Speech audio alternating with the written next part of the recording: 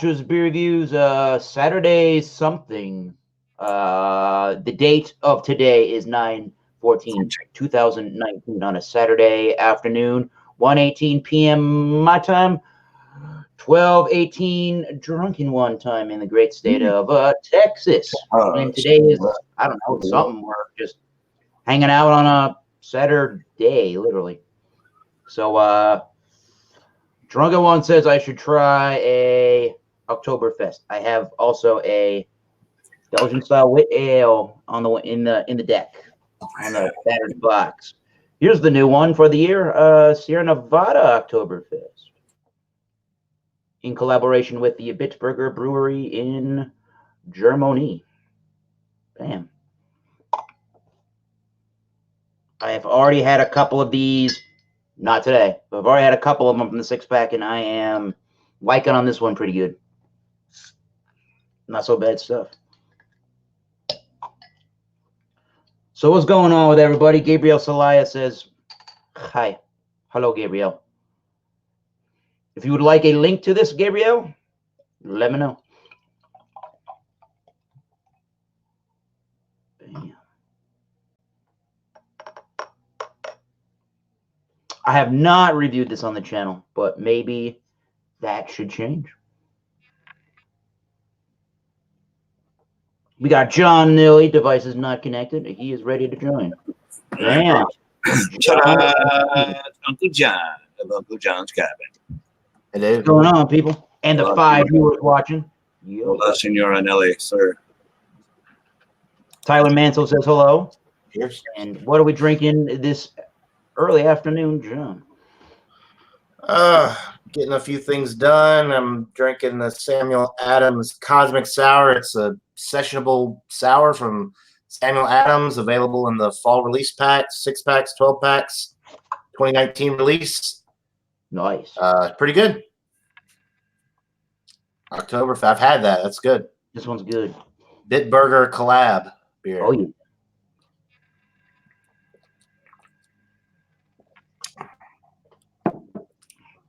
Yeah, this one is very, I would say, medium bodied. It's got a lot of fruity, like, I was going to say like marmalade or apricot or some kind of a orange citrusy kind of a flavor. Not juicy, but it's got that component, the caramel and the toffee notes. It's got a little bit of like a grassy bitterness. It's not the world's, lowest IBU for a Oktoberfest, I would think, in the flavor. So I think it's got a lot of character and richness going on in it. So I think this was a very good 2019 Oktoberfest from Sierra Nevada with the Bitburger. Go check that one out if you like lagers or if you like Oktoberfest. I think you would enjoy that one. Yeah. What do you think of that Cosmic Sour? It's good. Yeah. I already drank over half of them. I won't pour this one in a glass. I've got an Oktoberfest in the fridge, which I might grab here in a second. Yeah, no, this is actually one of the better Samuel Adams, like, limited release beers that I've had recently. A lot of their stuff, like Porch Rocker and Winter Warmer, the Winter Ale or whatever, like some of them are just pretty bland. This one's got some good flavor. It's still light-bodied. I mean, it's very sessionable. It's not bursting at the seams with flavor, but it's very enjoyable. And this is like a good alternative to just a light beer. Even though it is a fall release, it's very light, and it would be excellent like in the summer months or here in Georgia now, where it's still in the 80s and 90s, even though we're in September now. But all right, good stuff. What's going on in Texas? Oh, Texas. Yeah, I was actually going through a video from last night. I got your timestamp for you, John, and from the other one. I am drinking, it's not just the Guinness, boys. It's the Foreign Extra. Damn good. This one. $9.99 for the 6-pack of the regular ones. $9.99 for the 4-pack of these. Is it worth 30% more? I think so. They're pretty damn yummy. If you've never tried the foreign stout as opposed to the regular, in your life at least once. Now, how would you last night you were mixing half of that with the Boddington. Boddington, yeah, Boddington. Yeah. It wasn't. I've actually had the regular Guinness and the Boddingtons, and I think that's actually a better combination than this with the Boddingtons. This is much better enjoyed by itself. Pardon the dirty fingernails. This is much better enjoyed by itself and without the Boddingtons. But the normal one, yeah, Boddingtons and a half and half with the normal Guinness. Awesome stuff. Awesome stuff. Excellent. Oh yeah. And in the other beer news, and I had to order it in a few days ago. First time I ever ordered beer. I'm getting last year's edition of the CBS today. 25 bones a bottle, not a proud moment in my life, and the most I've ever spent for any kind of beer. But I'm going to get the 2 bombers today. $50 later, I'm going to try one. I don't know, this evening and whatever, tomorrow. And maybe for a huge stout Sunday, eh? What a way to start the breakfast. And I'm going to store the other one back. Yeah, you say that, don't you? Right? I'm going to try to store the other one. We always try to store and age beers, but then we want to drink them too. Yeah. The hardest part I ever had in doing, in having somewhat of a big cellar. I did a cellar review on my channel, a little tour of it. I don't know when it was, 2016 maybe, when it had a lot of stuff in it. But when you run out of beer from time to time in the fridge, you start pulling beers off of that shelf, and it finishes, and you're like, damn it, I should have saved that more. I'm gonna try to. I'm not really good with that. I was the same guy that as I was homebrewing, I thought I'm gonna get all these boxes of bottles, and I'm gonna have all this beer. I'm gonna store it, and I'll have plenty of beer forever. Yeah. No, I'm finishing the beer before it's even carbonated. It's no sense in having all those bottles, right? Oh yeah. They're not even good. It's like the last 6-pack is like, oh, these are tasting pretty good now. They finally settled down now. I have sent this link all over the place to various beer groups on Facebook for the YouTube link, and I also mentioned if anybody wants to join, I can give them a link and they can join us on this something on Saturday little chat. Yeah, because it's something to do on Saturday. Yeah. Right. Mm-hmm. Yep, you're keeping me from being productive today, Eric. Thanks, appreciate it. That's what you say. I hear you're not working this weekend, so I'm not. Right now. No. I wasn't doing anything I was just cleaning up a little bit. I actually got a lot done this morning. I woke up at like 8 o'clock, and which, considering that I was up till 1 o'clock in the morning last night hanging out with everybody, I think that's pretty good. I got a bunch of stuff done this morning. My apartment is starting to look like an apartment again, and not a homeless shelter. Quick, if y'all want to join, there you go. There you go. Oh, by the way, don't forget to rate, comment, and subscribe to this channel, to John and Ellie's channel, and check out Drunken One sometime on various others' channel. He is a trip. Keep it up. Well, thank you so much. And Alex, where you at, Alex? He's a trip. And Gabriel's a trip. Gabriel Celeste. All right, John, I sent you a hangout comment whenever you get a chance. No hurries, no worries. Okay, yeah, but explain some things. I got you. I'll check it out. Yes, sir. So what else is going on this day, Saturday, for y'all out there in BeerTube land and John and Drunken One? Anything good planned? Nah, not much. I'm gonna have to make a beer run later. I've got 4 beers in the fridge. Each one is different. I had them like for reviews and stuff, but I'm gonna crack open I'm almost done with this. I'll crack open the Yuengling Oktoberfest since you're Oktoberfest, and we'll see how that is. I don't think I've ever had the Yuengling Oktoberfest before. I don't recall. I don't think I have. We got a question from one of our viewers on YouTube here. Tyler Mansell, have you ever had a regular Bitburger? And I have, and I like that beer. There's nothing wrong with that one. I do prefer the Europeans when it comes to their pale style lagers. They do it well because hell, they were the first people in the world to do that, and they did it right. Yeah, I like Bitburger. I haven't had it in a long time, but it's good stuff. I don't buy it a lot though because it's kind of pricey, and you can buy 12 packs of other beers for a lot cheaper that are comparable. Natural Light, like $14.99 for a 12-pack here. That's just a little too high for me to drink a regular beer. It's not anything, outstanding, but it's good. It's a good beer, yeah. Absolutely can't complain with that.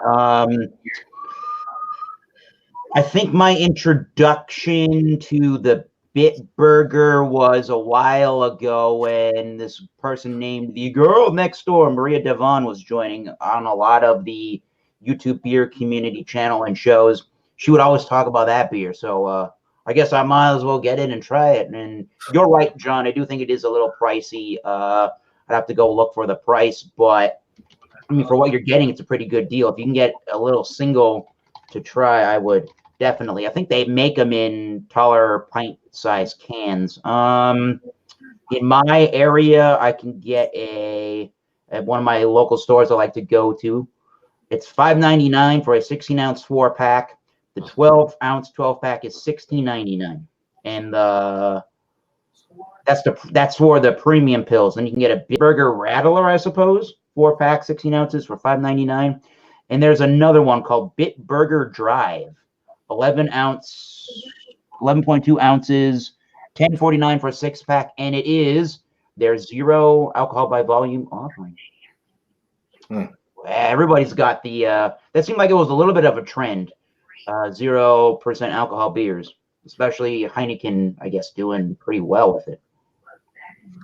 It's funny, Heineken's got the commercial where it's the guy cracks open the Heineken at work and they're like, no, you can't. He's like, yes, I can. And he's holding up the 0.0%.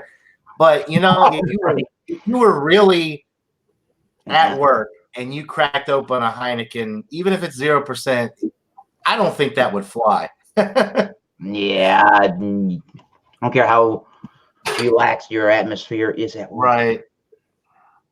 I know it wouldn't fly. I mean, even though there's 0 alcohol in it, with my job, if I cracked one open, people would be like, "What the hell are you doing? Like, get out of here." You talking about non-alcoholic beer? Flecko said from time to time. He said, "Well, like be a little more lax, but like the O'Doul's and Sharps, that has a minuscule amount of alcohol, so that okay. But like the Heineken one is 0.0, so absolutely no alcohol in it." And the commercials, the marketing for it, it's showing like people cracking open the beer at work, and everybody's like, "No, you can't," and the guys are like, "Yes, we can." But what I'm saying is, I don't think that would really fly. Like, if you'd have to have a pretty cool workplace for them to allow that, even though it's 0% alcohol, I still don't think it would. Yeah, it just doesn't look good. Yeah, it just doesn't look good. That looks like a beer bottle. Yeah, it's a bad look. Yeah, it just doesn't represent well. It's a bad look. Correct. Yeah. Well, and people are probably thinking like, this guy's really an alcoholic because he's got to drink the non-alcoholic beer at work. Right. When he gets home, they crack open the real thing. I know, right? It's like I give my email out, make my own bids, and I have my own company and shit. So, but the thing is, it comes back as drunken one, So it doesn't represent so well. It's like, oh, I gave you the wrong email. Let me give you this other one. Still the same guy, but just saying, it just doesn't look good. That's true business.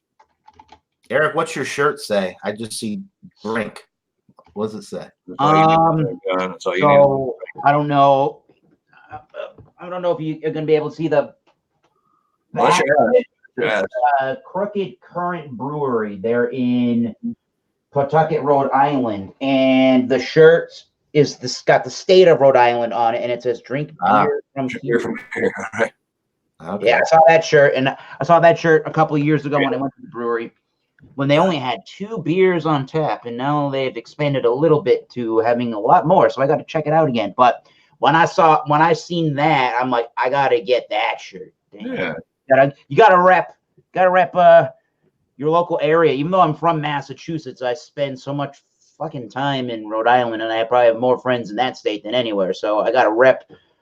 I feel like it's home, so I got to rep my second home there. Yeah, man. Boom. Drink their beer. Rhode Island is exploding with all the crazy beers. I don't know how much of it gets outside of Rhode Island, but I would say that is definitely a sleeper in the world of craft beer. Yeah. Sleeper. The smallest state making some of the best beer.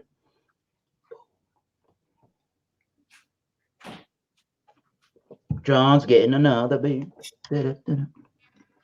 I really like this Bitburger Sierra Nevada Oktoberfest. That is some damn delicious stuff.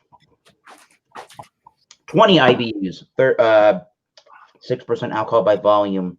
Definitely tastes a little bit higher than 20 IBUs, but not extremely big. They're using, I can't even pronounce that. Bitburger. You know what? How about I do a little screen share for a second? There we are. Oh, whoa, hello. There it is. Bitburger's own hops. German Magnum and Laurel. I don't even know what that says. Stiegelhofen. Okay. So, boom, Oktoberfest. It's already sold out. You can't go. And even Men's Journal says it's the world's best Oktoberfest. Oh, okay, it's a bold claim from Men's Journal. All right, here's the Yuengling Oktoberfest. I'm gonna crack this bad boy open. Okay. You know how to make an amber lager, so hopefully the Oktoberfest is pretty good. I mean, it does have a nice fucking head. That's what she said. All right, there's a revision to what I sent you a while ago, John. All right, I'll send it your way. Yeah, well, you know. Anyway, good times. How about, huh? Fucking right. We got 2 viewers. Hello, 2 viewers. When we started, we had 5. Cheers to 2,000 watching. Cheers to you, probably Tyler and Gabrielle. Oh, there's a 3rd. Hello. I'm on my tablet. No, I'm teasing. Right. Everybody open it on a different device.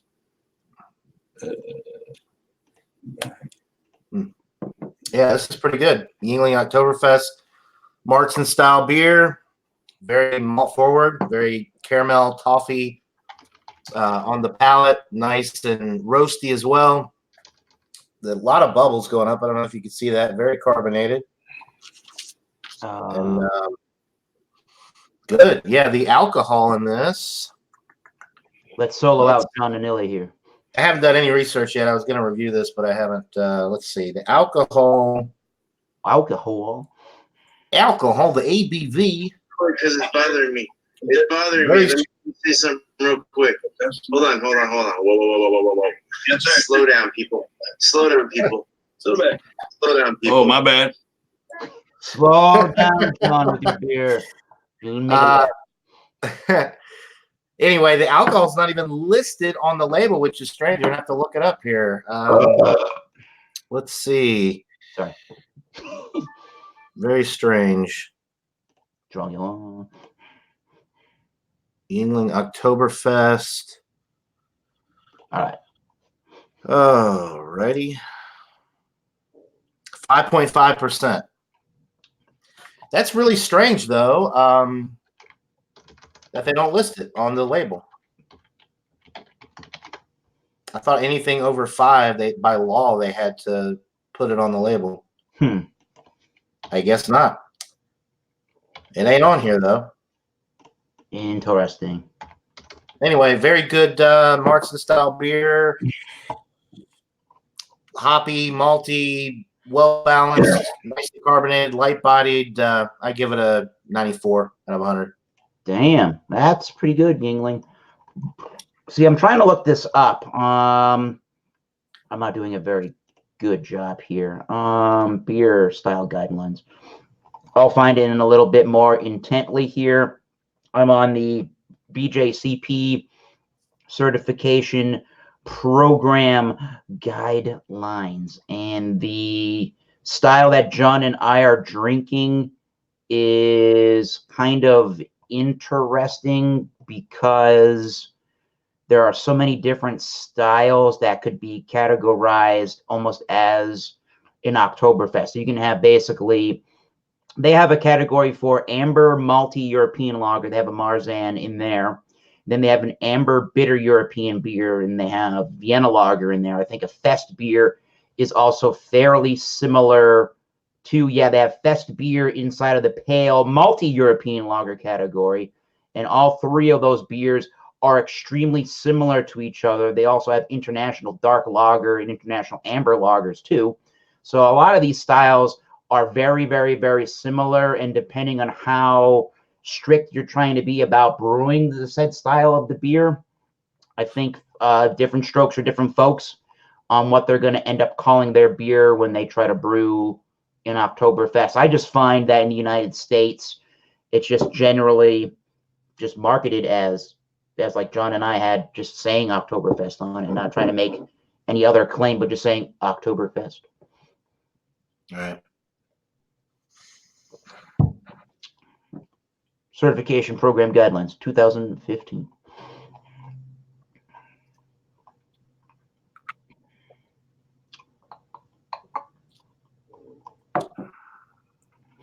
Pale malty European lager. This style category contains multi-pale, Pilsner malt-driven German lagers of Voll beer to Stark beer strength. Don't know what that means.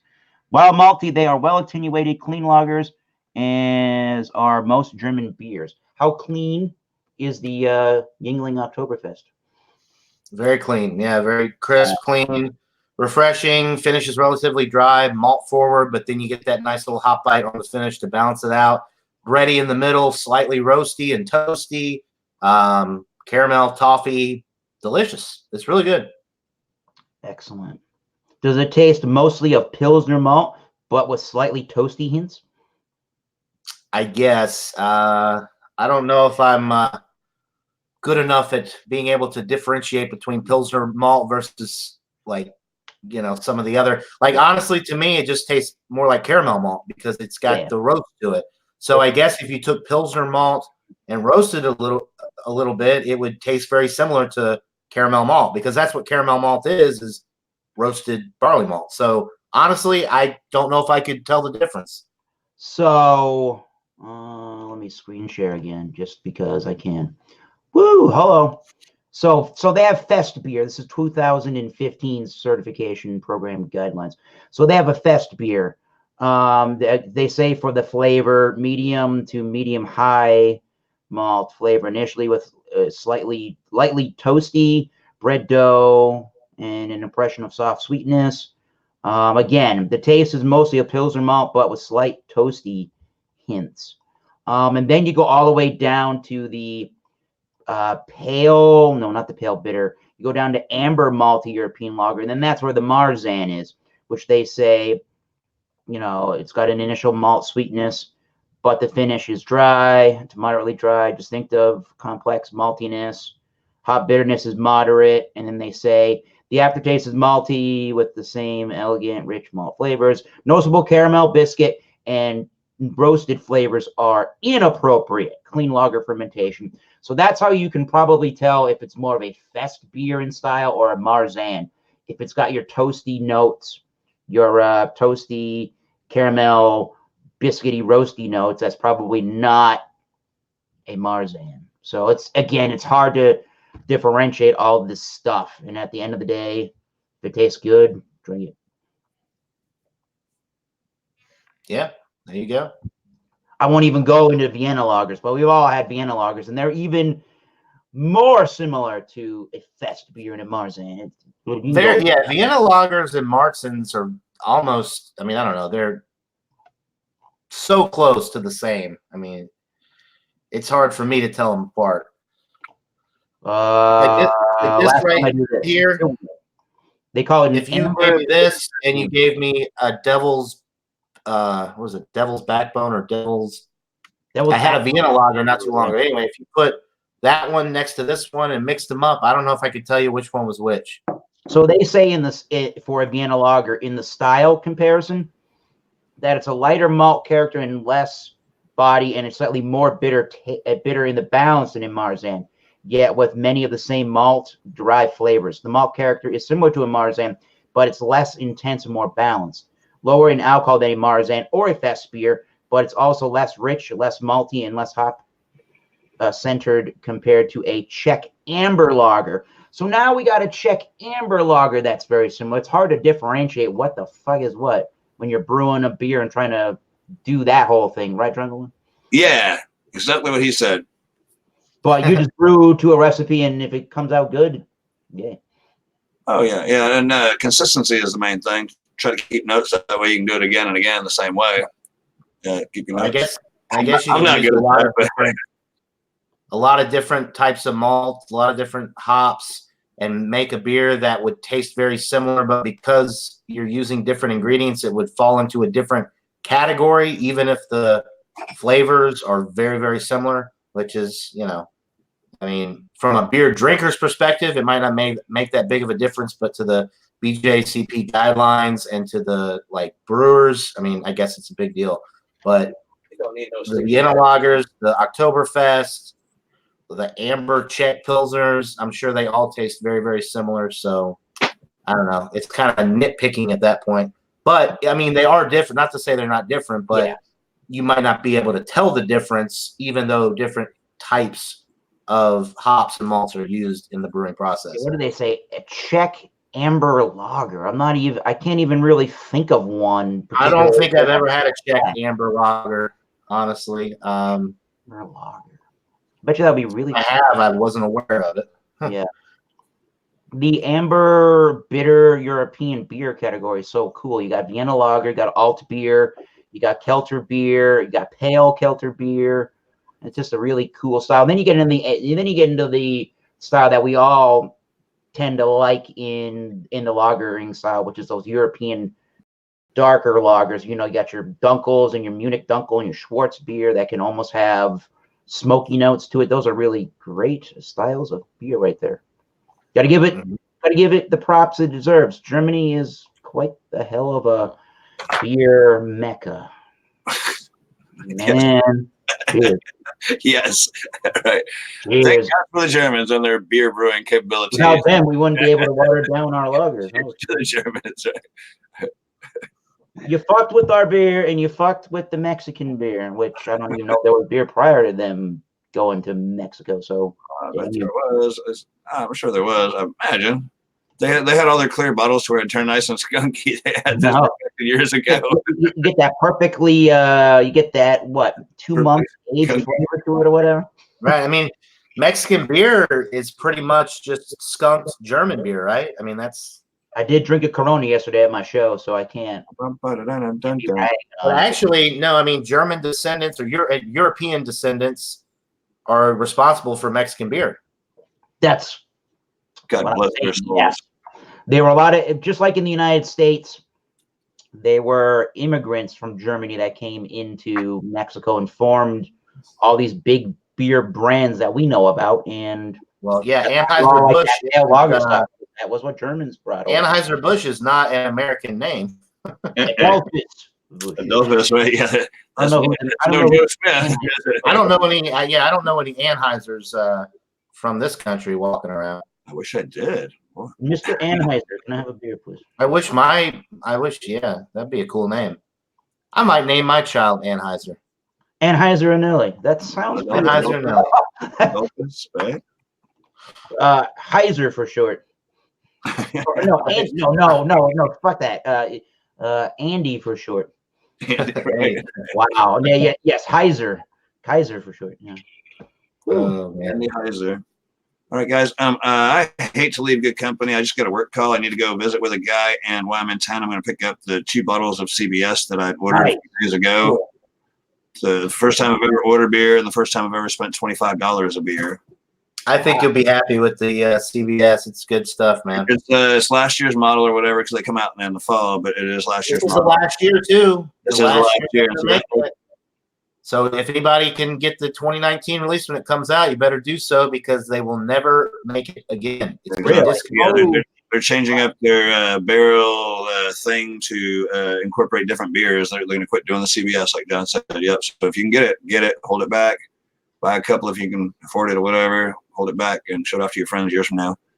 But I'll probably catch up here on the phone or something, maybe on the ride. I'll mute my mics where you don't hear my truck or whatever. But I'll pop back in here in just a second. But I need to get on the road to go visit a guy and to pick up those beers. Like I said, I hate to leave good company. But bye, Drunken Wood. Hey, Great. it's early, man. This Saturday, I was saying earlier, I'm like, I'm off this weekend. I got working on stuff during the day. Tonight, it's Saturday night. There's going to be about 5 different people doing live streams later. So Yeah. hey, this is a pregame, baby. This is a pregame. Yeah, exactly. Yeah, and besides, I need to get some beer because I've got just keg beer left. I'm gonna have to go get some beer soon. Gotta go Like I get said, I've only got 4 left in the fridge. One's not even really a beer; it's that cranberry-rita crap from that I was gonna do a review on. But anyway, we'll see you. We'll see you in a bit, Drunken One. Yes, sir. I'll be around. All right. Sweet. Cheers. Cheers for beers. So Tyler, get on here. I'll tell you what, when Tyler gets on, I'll wait till Tyler gets on, then I'll leave and make my beer run, which will take about 10 minutes because I just got to go right down the street, and then I'll come back. We'll just cycle people in and out. It's almost, it's got a little bit of lacing. It's got a lot of. I think mine, actually, I don't know. The colors are very similar. It could be the glass that yours is in, and you're down to the bottom. But I think mine may be a little bit darker. I think so. Yeah, it's hard to tell for sure. But yeah, I've had that one. Now this one, the Yingling, is more malty. Yours, from what I remember from the 2019 Sierra Nevada Oktoberfest, it's one of the more bitter or more hoppy. I agree with that. Yeah, which is a good thing. I like it because it still has that malt forward presentation, but there's more of a significant bitterness on the finish. So it may be not quite as balanced where you get more hops on the back end, but it makes for a very interesting beer because there's not any other Oktoberfest that I've had that have that hop profile. So it's very interesting. It's fucking delicious. It's and it's 6.1, right? It's a little bit higher ABV. Oh yeah. And mine's 5.5. So 6%, 6 even. So yeah, that's pretty high. That's getting up there for an Oktoberfest. And it's relatively 7.9 2019. Relatively that's what it is, yeah. This one doesn't have shit on it. It might have a stamp somewhere on the neck. Oh, here we go. It looks like 19-210. So my guess would be that it was brewed or bottled on the 210th day of this year, which would be, oh God, 210th day, I guess in July, because there's 365 in a year. 210 is over 2/3. So I am terrible at math in my head here. Wait a minute.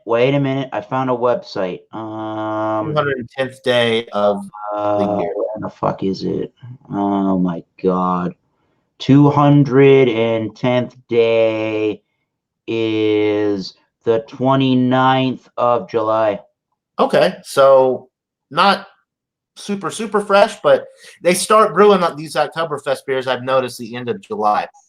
So, which is, it seems early, I guess, but I guess they want to go ahead and get them packaged, get them sent out to the retailers so they can have it ready for when Tyler needs the link. Tyler, click it, bitch.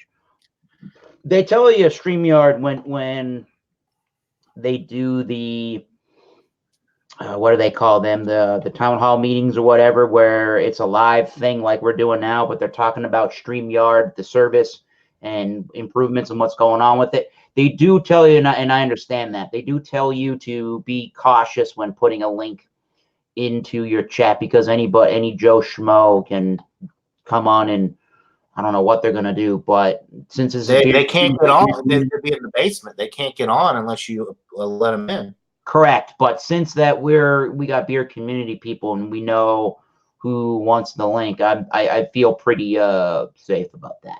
It's not like we have 1 million subscribers and thousands of people watching. I don't think we're in any. Oh, fuck that guy. I don't think we're in any danger. We're a very small part of the YouTube community. I'm gonna get thrown out of YouTube because I just said fuck PewDiePie. PewDiePie, that little freaka. Anyways, well, what was I gonna say? Oh, and I also found we were going back to Marzans and Fest Beers and Oktoberfest. I found category number 3C in the BJCP certification guidelines of Czech lagers, Czech Amber Lager. They say style can be similar to a Vienna lager, but the Sazerac style hop character or that approaching an English bitter, but can be significantly richer with more of a deep caramel character. Large brewery versions are generally similar to a Czech premium pale lager with slightly darker malt flavors and less hop, while smaller breweries often make versions with considerable hop character, malt complexity, or residual sweetness. Residual. Between 4.4 and around 5.8% ABV. So it actually sounds like that could be a really cool style, but I've never even heard of one. Yeah, no, me neither. I have to You gotta go. put all this shit into a category just so it can get judged at the end of the day. That's, I think, the primary reasoning why there's so many subcategories, or like in music, there's so many subgenres of rock and roll. They all are rock and roll, but it's like different variations of rock and roll. Just like with beer. Right. And take a lager, it kind of looks like this, and another beer kind of looks like that. Let's put a subcategory of this beer out there because it's got to be judged somehow. But it is interesting. You can use a lot of different hops, a lot of different malts, and depending on how you brew the beer, you can get a very similar beer using completely different ingredients. But, so the only way to differentiate at that point would be, how is the beer made? What are the hops and the malts? Not necessarily what it tastes like, because like we were saying earlier, it's very tough to tell the difference taste-wise between a Vienna lager and a Märzen. And they're very, very similar. And I'm sure the Czech Amber Pilsner is probably very similar as well, but the way that it's made is what differentiates it. A Czech Amber lager's history is a Vienna-style lager, which has been continued to be brewed in the Czech Republic. Okay, a resurgence of small breweries opening in the Czech Republic have increased the number of examples of the style. Okay, so maybe you can compare it in historical purposes, how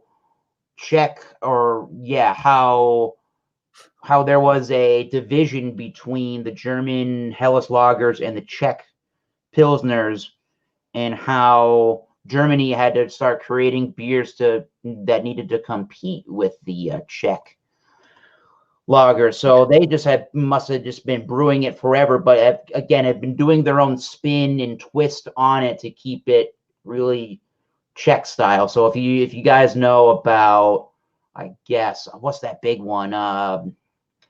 Pilsner Urquell. I'm guessing an amber Czech lager is going to be it's going to have more of a maltier richness to it and more of that darker, rich, malty caramel flavor to it, but with that kind of a hopping style. So I'd be down for that. That actually just sounded good. Tyler, a dark Pilsner Urquell. That would be good. Two comments above, Tyler. He's still saying he needs a link. He put it in the live chat. All you got to do is click it. And there it is again. So you should just be able to click the link from the actual live chat, Tyler, to join. Anyway. Bam. I got another beer. We talked about this one once recently. I think this is the last one that I have. I may want to buy more because this is fucking delicious. Florida Cracker. That's pretty good stuff, yeah. Belgian style wit beer. We were having pizza the other day. Was it last Friday maybe? Friday's a good day for pizza at the household. And we're drinking beer, whatever, with the pizza. And one of my parents wanted another beer, and my mother goes and says, "Oh, I just want a regular. I just want a no. She didn't say just want a regular beer. She goes, I just want a real beer." And I just go, "You want a real? Don't tell me you want a real beer. Wait a minute. This might get ugly." So I just blindly poured her this beer, and she's going,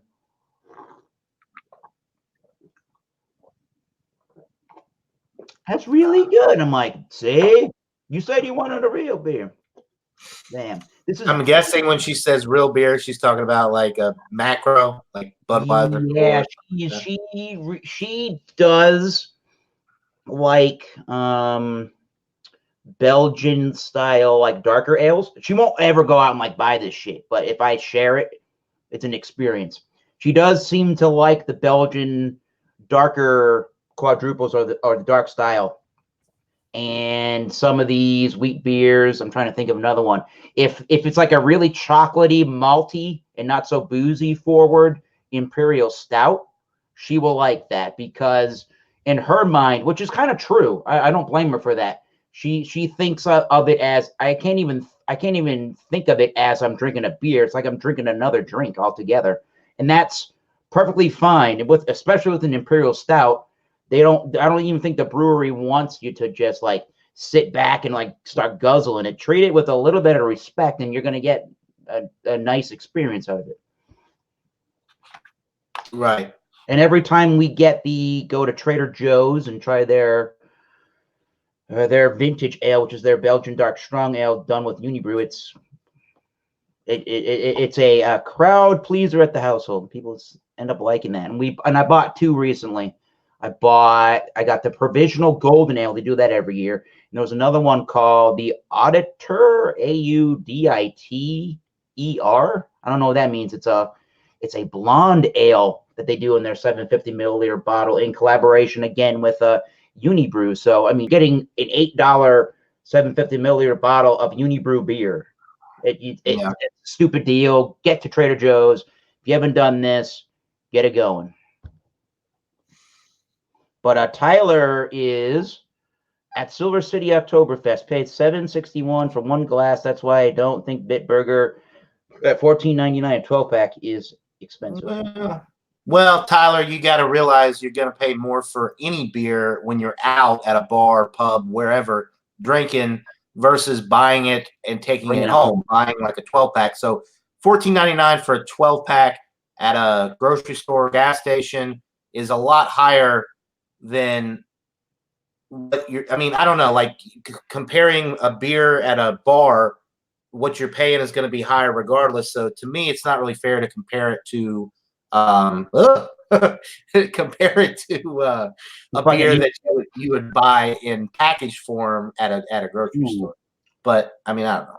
It's a different, just different. Like PBR, you could buy. Well, that's not a good example. Let's see, Budweiser on draft somewhere. You may pay $3 or $4 for a glass, but you could buy a whole 12-pack at the grocery store for $9 or $10.99. So when you do the math, the ounces, the price per ounce is a lot different in a restaurant bar versus what you're paying in the store. What do you all think? What do you think? Tyler and the 2 people watching, what do you think of that statement? I think that I am willing to pay more. That's the reason. I mean, people are willing to pay more for the same beer when they're out, because a lot of times the beer on draft is going to taste better. Hell yeah. Plus, you're paying for the atmosphere. You're paying for the experience of sitting at a bar, getting waited on, being able to watch pay-per-view or whatever the case may be. While you're enjoying your beer, it's a completely different atmosphere and experience. So you pay for that. It's included in the price tag. Anyway, I will be right back. I'm going to get another beer. I'm going to get one more beer, and then I'm going to have to make a beer run because I am running out of alcohol. Boom. That is perfectly acceptable there, John Anil. Nearly one bites the dust, as I say. So I'm drinking on a Florida cracker, which is a derogatory term for white folk, I guess. I just said that. Fuck, I've been already drinking 2 beers and I'm feeling it. Though it's named for the 18th century cracker cowboys of the Florida prairie, the citrusy notes and the effervescent body of this Belgian-style white ale make it perfect for any lovers of fresh air and outdoor adventures. Absolutely are these two different styles of beers. However, John Anili and I, let me go back to our regularly scheduled program, not that one. John Anili and I were talking about these two beers, and we're talking about the Oktoberfest kind of having a really hoppy forward type of a flavor for the style. After drinking that and then going to the Florida Cracker, I'm not sure what the IBUs are, but this is actually a more substantially bitter beer just up front. Right, that's a pretty hoppy beer, that Florida Cracker. But it's like, I can't say it's identical, but I think if you put the Florida Cracker, which again is a Belgian style white ale or wit beer, I think if you put this side by side blindly to Belgium's own Hoegaarden, or Hoegaarden's how it's pronounced, I think you would have a hard time differentiating which one is which. This is like one of the best versions of a Belgian wit beer brewed in America I've ever had. It's done so fucking well, and congratulations, Cigar City, for that. You may not believe this, but the IBUs for the Florida Cracker are actually relatively low. According to the website, it's only 18 IBUs. Damn, this Oktoberfest got 2 more IBU units. I know, but the Florida Cracker, I've had that, and it is more bitter. So see, IBU, that's another discussion. IBUs don't necessarily indicate how bitter the beer is going to be. It's all about the balance between the malts and what other ingredients are in the beer.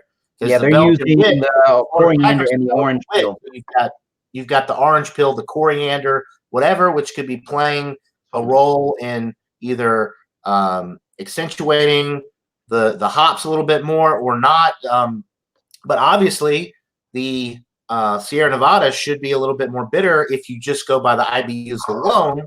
But that's not the case. So that's an interesting discussion, because IBUs, people mistake IBUs for bitterness. That's really not the case. I mean, I've had 102 IBU beer. Lagunitas Hop Stupid is 102 IBUs for you. That's what it says right on the label. But it's not really that bitter. It's well balanced. To be 102 IBUs, you would think it would be a palate wrecker. You really wouldn't be able to drink it. It'd be unpleasant, but it's not. It's all about how they use the hops with the rest of the beer and how they blend it together to make a really good beer. So, absolutely, I agree with all of those points. We have, let me go back to StreamYard. We have 5 viewers currently. Thank you, sir and ma'am, or whoever you are. Yeah, it's 5,000. 5 is just they just shorten it. So 5, always add 3 zeros to the end. Just remember that. 500 people. Thank you, sir. We got 5. Yeah. 5,000. We got 5,000 people. What was I gonna say? That would be sweet. What was I gonna say? We're talking about IBUs and stuff like that. So when explain that for a brief moment. I've had this. I did it on Stout Sunday, I think, a couple weeks ago. This is the Gourd Vibrations. It's a chocolate pumpkin porter. 7.8% alcohol, brewed by Gate City Brewing, which is a local Georgia brewery out of Roswell, Georgia. Nice. Pumpkin pie spices and cocoa nibs make this pumpkin porter a perfectly drinkable fall beer. There you go. Home of a 88 when I reviewed it. Home of a UFO crash landing, right?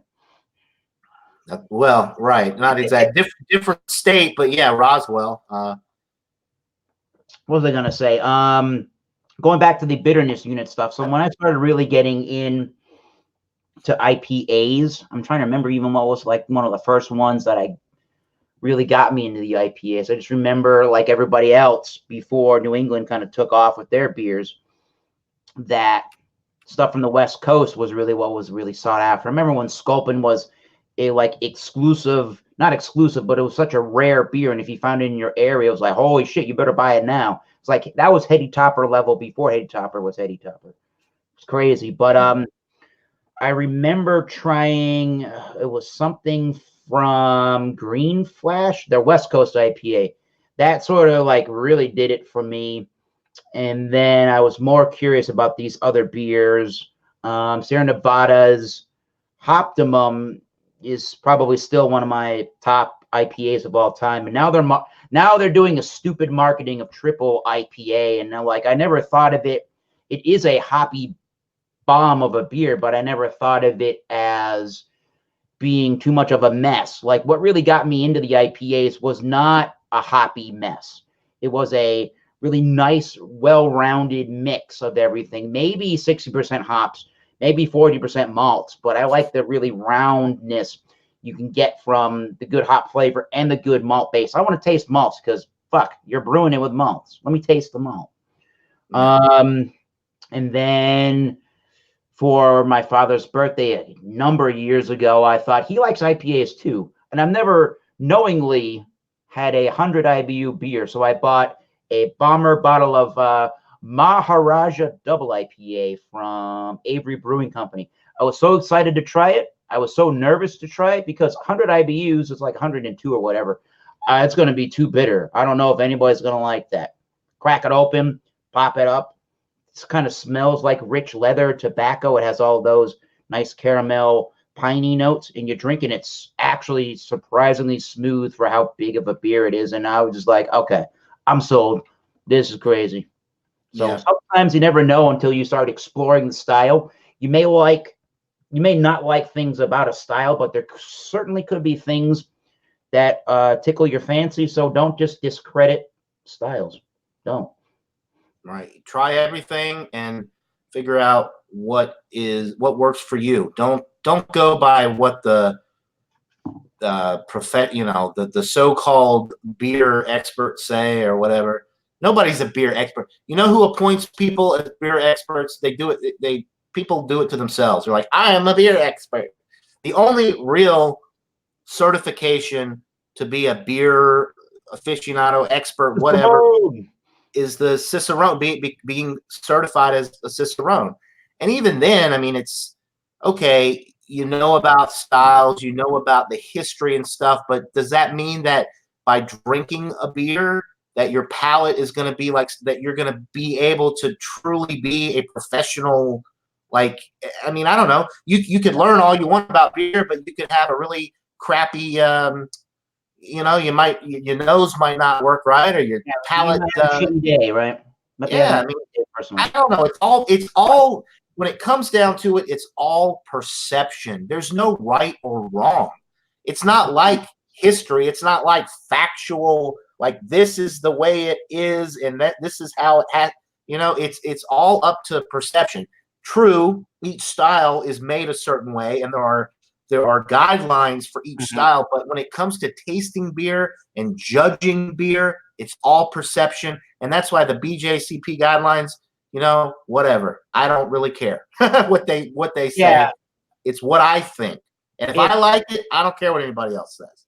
It's really nice to be able to have, and I just lost my train of thought there. It's really nice to be able to have a basis for what you're drinking. So that's where it's nice. But just general folks, IPA, stout, lager, I don't know. Those are like, wheat beer, light beer. Like we just generally are going to use more times than not just average terminology to describe what kind of a beer we're drinking. And if that's a problem, then go lick the back end of a skunk, please.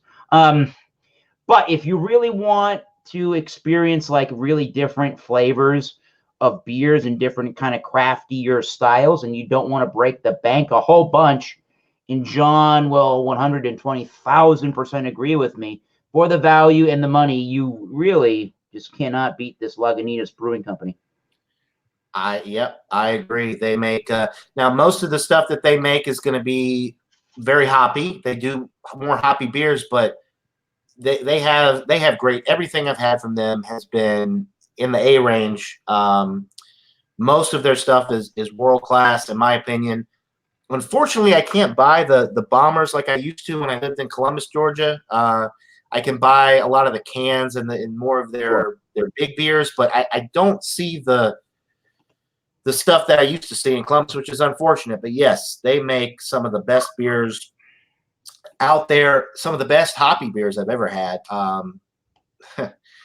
They make great stuff. And even though they were bought out, I don't think they have lost anything. They still brew. They still have the brewery in Petaluma, California. They got the Chicago, Illinois brewery. I don't think they are, you know, you can call them sellouts or whatever, but you drink the beer and you're going to think good things. Yeah, they were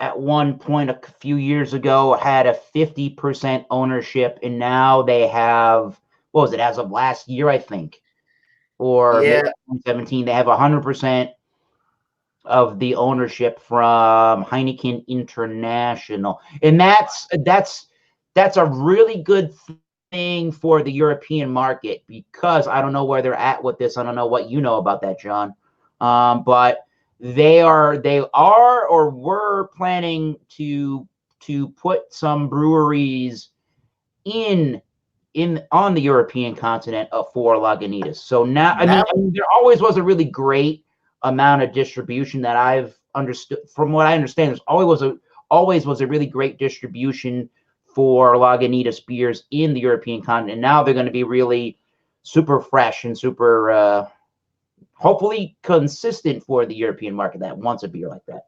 That'd be good. Yeah, let these other countries experience what we get to experience, these super fresh, well hopped, high alcohol. Lagunitas definitely doesn't skimp on the alcohol.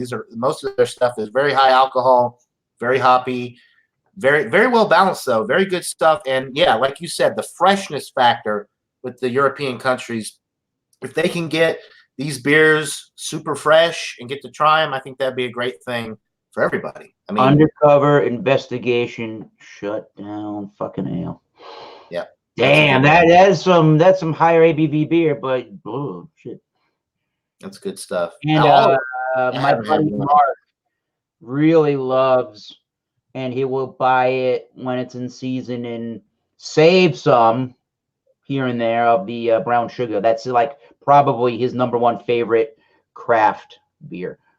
Whatever you want to call it. You call it an old ale, a stock ale, barley wine, Marzen, Fest beer, Vienna lager, amber, Czech lager. They're all like the same, like within those styles, they're all like the same basic thing, but there's probably a little bit of variances that make a barley wine and not a old ale like the North Coast Brewing Company old ale, which is fucking amazing beer right there. Yeah. So how is this pumpkin beer stout going? That's good. Chocolate pumpkin porter, got some nice lacing there. It drinks like a stout. It's 7.8%. It's super roasty, almost to the point of having a little bit of char to it. You get some of the pumpkin pie spice. The interesting thing about this is, even though it's a pumpkin porter, there's no pumpkin in it. They just use the pumpkin pie spices. I mean, people don't realize how bland. A lot of people, I think, they don't realize how bland pumpkin is by itself. What makes pumpkin good, or in the pies and the meat, is the pumpkin pie spices that they use to add flavor. Pumpkin on its own is very bland. It's a squash. There's nothing to it. So yeah, this one doesn't actually have pumpkin in it, but it's got the pumpkin pie spices, cocoa nibs. It's good. I gave it an 88 when I reviewed it. It doesn't fall into the excellent range because the pumpkin pie flavors, I think, need to be elevated a little bit. It's more just like it tastes like a regular stout, very dark roasted malt, a little bit of bitterness on the finish. But the pumpkin pie spices seem to get lost a little bit. So if it had more of that going for it, it would probably be in the A range, but it kind of gets lost. But behind all the really dark roasted malt and the chocolate flavors, you lose the pumpkin pie with it. Alrighty then. Damn. So we were talking about that, I think, yesterday at work. Everybody is going, "Oh, I got this chai pumpkin spice tea, and then I got a pumpkin spice latte, and I'm like, does anybody actually really know? I mean, it said pumpkin spice, right? I'm like, does anybody actually know what an actual pumpkin tastes like? It's all pumpkin spice. Like, does anybody actually go out and buy a pumpkin and like just like chow down on the gourd and like actually eat the flesh of the pumpkin to actually know what the fuck a pumpkin tastes like? You're putting cinnamon and nutmeg and maybe coriander into a pie crust. That's what we know as pumpkin. No one knows what a fucking pumpkin tastes like, do they? Most pumpkin pie probably doesn't even have pumpkin in it. Probably orange food coloring and pumpkin pie spices, and that's probably the truth. I mean, because pumpkin is not a very easy vegetable to. I mean, Halloween. Think of Halloween. You cut the pumpkin and you remove all the seeds and the goop from the middle. I mean, that's not very appetizing to think of eating something like that. So I think that most pumpkin pies probably don't even have actual pumpkin in them. Yeah. Which is interesting because people are like, oh, pumpkin. I love pumpkin. It's like, nah, but do you really like pumpkin? Because you probably just like the pumpkin pie spices. Yep. You're what they call in the online community a basic bitch. if you like to go to Starbucks with your keyboard and start drinking pumpkin spice whatever and write your fucking novel on your recliner couch. Got your North Face and your fucking Uggs on. Great. All right. Basic bitch running through a pumpkin patch. Fuck that. Just drink. This is basically what you need to drink. All right. I agree. Chai pumpkins. What the fuck? I do like pumpkin pie, so I can't complain. But got a good. I like pumpkin pie, but I'm not gonna sit here and tell you that I love pumpkin. I don't know what the fuck pumpkin tastes like. It's the great pumpkin, Charlie Brown. You call me fat. Anyways, the Florida Cracker. Making fun of white folk. It's a good beer. 5.5%, 15 IBUs. So even less of the IBUs.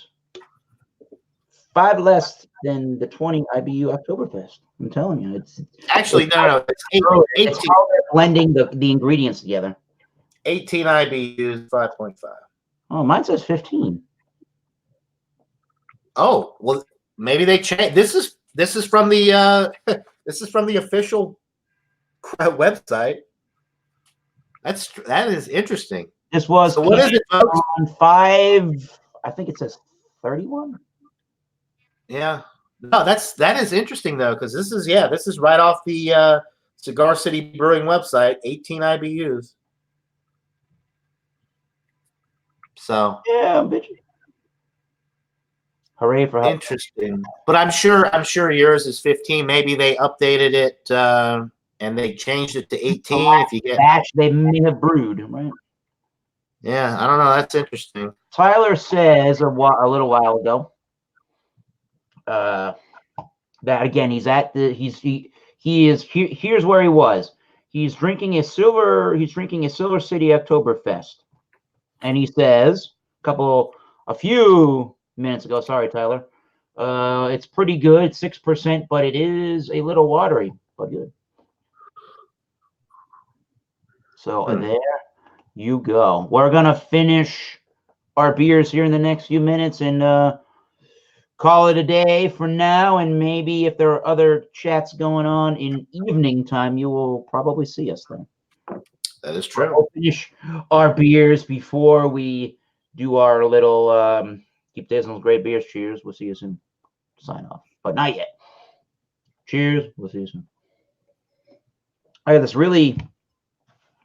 my hair is a mess. I got this really cool hat at work yesterday. I work at here's a free plug, 47 brand that makes a whole bunch of hats and headwear and apparel for all the major leagues in United States and international teams. They were giving away free stuff that they weren't doing anything with. I got this interesting sample hat of the Chicago Cubs.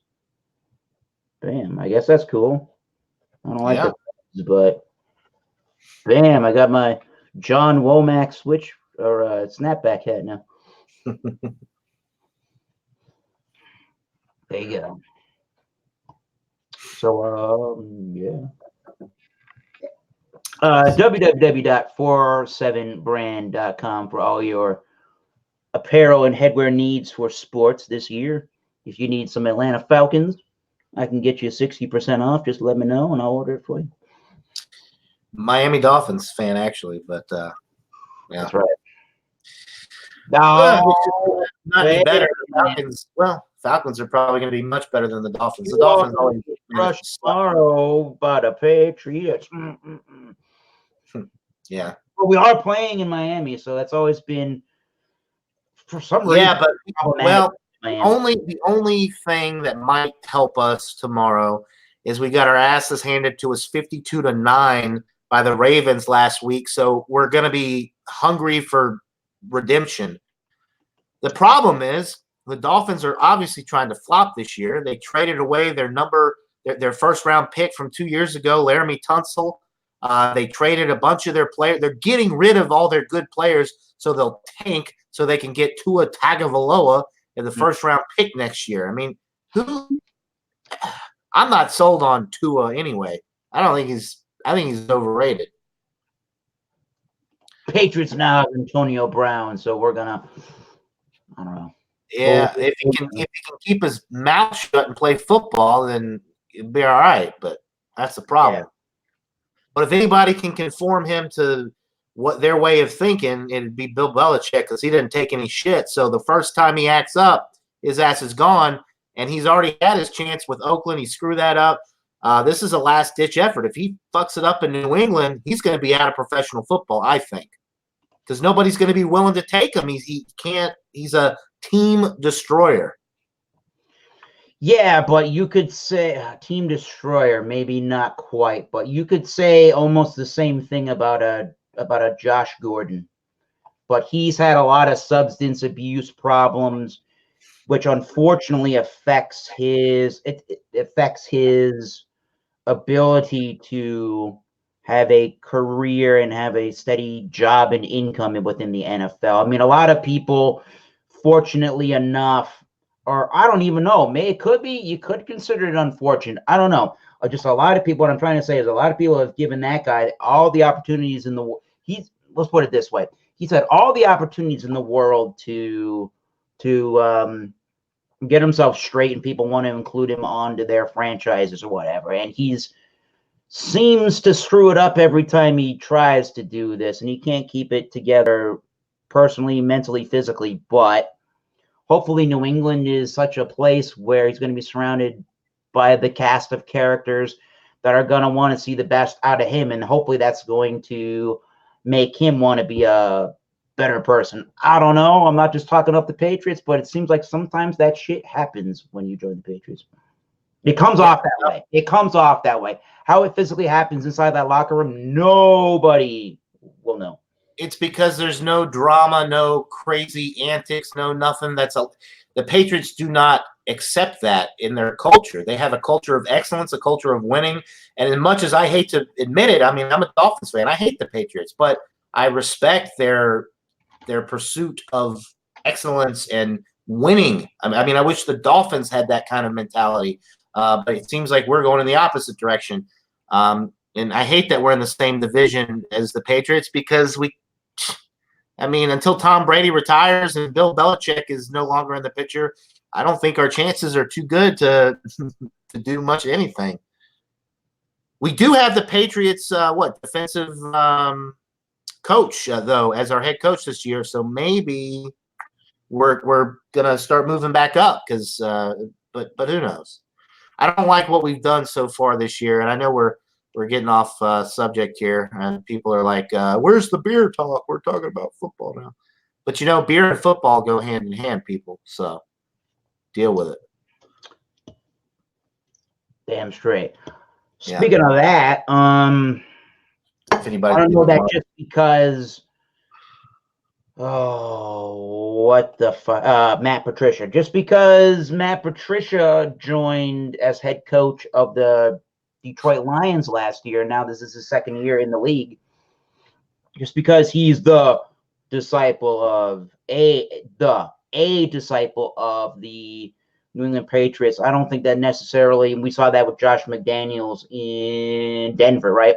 That just doesn't give you a license to be to have an amazing career and an amazing and to put together an amazing team with another team just because you came from the Patriots. I mean, there's been a lot of players that have come, a lot of players and coaching staff personnel that have been on the Patriots that went and moved over to the Houston Texans that I don't recall the last time that I remember Houston Texans ever making a great giant push towards the NFL, towards the Super Bowl recently, but they're all disciples of Bill Belichick and Tom Brady and what's his name? Robert Kraft. Come on. Right. Yeah. Although I saw that stat the other day, Romeo Crennel is still coaching in the NFL, and he's like 72 fucking years old. That is insane. He was like there in 2001 when we won that Super Bowl for the Patriots. He is old as dirt, but he obviously is very well regarded and respected. And now we have Gerard Mayo on the coaching staff of New England. That's fucking nuts. It's crazy. Yeah. Fun time to watch the NFL. And I really think that we're going on to sports. Shit. I think the NBA, at least on paper, is going to be a really interesting sport to watch. I get a lot of flack. I've been a huge LeBron James fan. I remember watching him at St. Vincent St. Mary in high school. His games were televised on ESPN2. I've been following his entire career since he's been in the NBA. I always pull for LeBron James teams just because, I don't know, like I just remember him from day one. And he's with the Lakers. They sucked last year. They didn't make the playoffs, but they've got Anthony Davis now. So imagine the two of them, plus you've got Kuzma, who is up and coming. He played really well last year. I'm a fan of him. I think the Lakers are going to be really good this year. You've got the Warriors, who are always leading the West. But they have some players now, like Andre Iguodala. I can't believe they got rid of him. Some of their core players Kevin Durant is now in Brooklyn. So how are the Warriors going to be this year? Are they going to? It'll be interesting to watch. They're going to three-peat their way into the NBA Finals. Who the hell? I don't think so, unless they. I mean, obviously the season hasn't started yet. Some trades are going to be made. I'm sure they're going to get a solid. They're going to get back what they lost, or at least close to it, and I think they'll be in the picture come the finals, at least the conference finals. But will they make it to the finals this year? I don't know if they're going to be able to get past the Lakers if LeBron James and Anthony Davis are healthy all year and their supporting cast stays healthy. Not to mention mid-season trades and stuff like that. There's probably going to be a few surprises in store with that as well. So I'm still worried about the Boston Celtics. I don't really think they went and acquired Kemba Walker, but I'm not really sure that that's, even with all the money that they spent on that player, I don't know that they have enough of a supporting cast around him to make this happen. So, I mean, it could be another year where we complain about the fact that the franchise is spending all this money to acquire one player and having to trade all this other stuff to acquire the player. And what has it really done at the end of the day? I mean, that happened with Gordon Hayward, and what did he do? He got a Joe Theismann injury the first year, and then last year. First game of the season, wasn't it? Yeah, it was the first game of the season, and his ankle just went, and I think it's just like Joe Theismann. I think his bone shot out of his kneecap. Yeah. Holy fuck! What? But I don't know. We'll have to come back to the beer discussions if things are going on later and get on with the program of Saturday night. I think I seen the fact that John Anili has finished a beer. I did. So, yep, I sure So did. what's your overall thoughts on the gourd beer right there? It is. It's a very good beer. It's probably excellent as a porter or a stout. It's really like a stout, but for a pumpkin beer, it's just okay because it doesn't have enough pumpkin pie flavor. So, but yeah, it's good. Like I said, I rated it an 88. So it's in the high B range. If it had more pumpkin flavor, it would be an A. But it's a solid beer, and I love supporting local breweries. We have a ton of them here in Georgia. This is the first one I've had from this particular brewery, Gate City. I like their logo there as well. And Roswell, Georgia. That's a cool sounding place. It's North Georgia, north of Atlanta. Never been up there, but maybe one of these days I'll drive up there and visit the brewery. There's a ton of breweries here to visit, so I'm going to have to do, like a Georgia brewery tour one day and try to visit as many as I can. There's 50 within 100 miles of here, at least. So I could make a heck of a journey and visit a lot of cool breweries. I think that'd be cool. That would be excellent. I would look forward to watching that. So I had a afternoon of Sierra Nevada Oktoberfest, which is which is no less than a 90 out of 100. That beer is really good. I have to buy more of the Florida Cracker and do a review on it. I don't know. This is at least, I don't know. I don't want to be overzealous, but I want to be kind of fair to it. So it's probably no less than a 93 out of 100 in my book. This is one of the best Belgian style wit beers, white ales you're going to find in the market. And I'm kind of ragging a little bit. If you're going to look at the style here like this, or as Americans would say, just wheat beer, which is not descriptive enough on what you're drinking. Just drinking Blue Moon and drinking Shock Top and going, that is a wheat beer right there. Yeah, fuck no. This is a wheat beer right there. This is so similar to the Hoegaarden and the Belgians that brew these beers. It has all that coriander, the spice notes. I'm getting a lot of white peppercorny notes to it. And again, it's got all that wheat malt in it. It's like you brewed a farmhouse ale and you just shoved without all of the funkiness to it, but you shoved in a whole bunch of like the wheat malt to it. It's very similar in that regard, but just not as barnyard yeasty funky. But it is a darker, cloudier beer. But this one, again, if you like a Hoegaarden, if you like even Blue Moon or Shock Top, there's nothing about this that's gonna scare you. And again, St. Bernardus makes a wit beer. Try that one too. Yeah, 93. Perfectly well done beer from Tampa Bay, Florida. Right. So yeah, we're gonna sign off for now. Maybe one of us, maybe both of us will see you on another chat somewhere else on Saturday night. Until next time, let's see. Until next time, keep tasting those great beers. Cheers.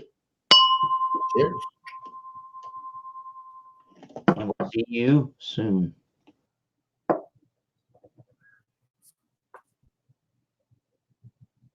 Did you leave? He left the stream entirely. I hope you ended it, Eric. It says we're still live.